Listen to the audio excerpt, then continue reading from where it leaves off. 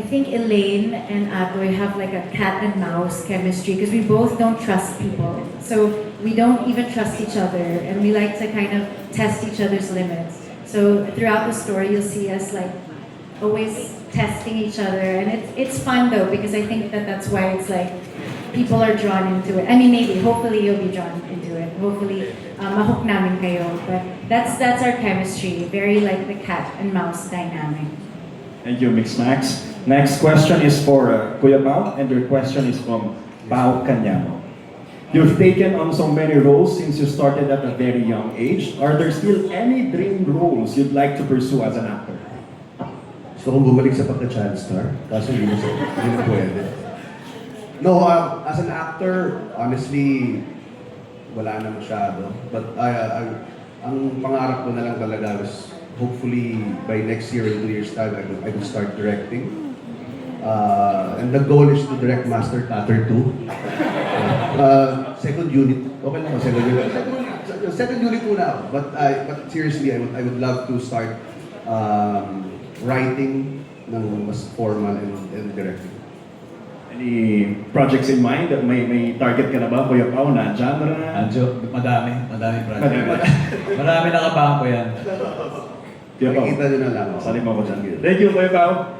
Next question is for Miss Jo, and your question is from My Movie World. What drew you to this project, and how does your character contribute to the overall emotional core of the series?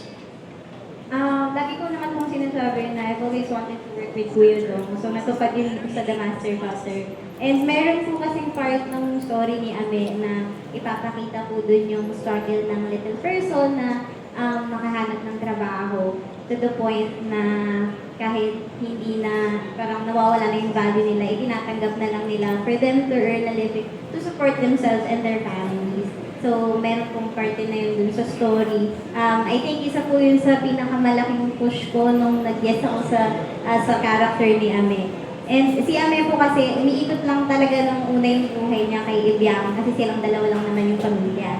So, nung napunta sila sa Tabang Lupa, dun po nagkaroon ng mas malaking chosen family. Doon niya naramdaman na pwede palang magkaroon ng pamilya kahit hindi mo sila kabuto. Thank you, Miss Jo. I-add ko lang ang galing niya sa action scene niya. Meron talaga. Abangan niyo. Malupit yan, malupit. Ang lupit ng eksena ng First sobra. time ko po yun. Nakaka-excite. Kwentuhan mo ko, Miss Jo, sa action scene mo. Next question is for Sheila, and your question is from When in Manila. What is something you want kids your age to learn from your character's bravery?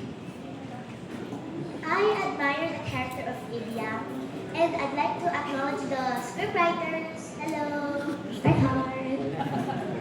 They make sure that I'm already crying just reading my script. Like, I receive it, then tears are falling from my eyes. It makes me really cry.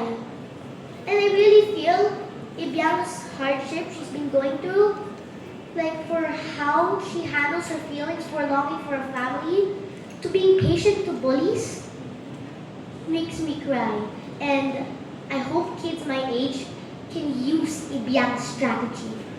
They have to watch out for her character slowly unfolds. Ibiang is a very interesting character. Amazing. Thank you so much, Sheila. You're so cute. Sheila, nang may napadala ng memo na English dapat yung sakit kasi Netflix tayo. Bakit lang tayo Paano tayo wala mong pinag-aralan?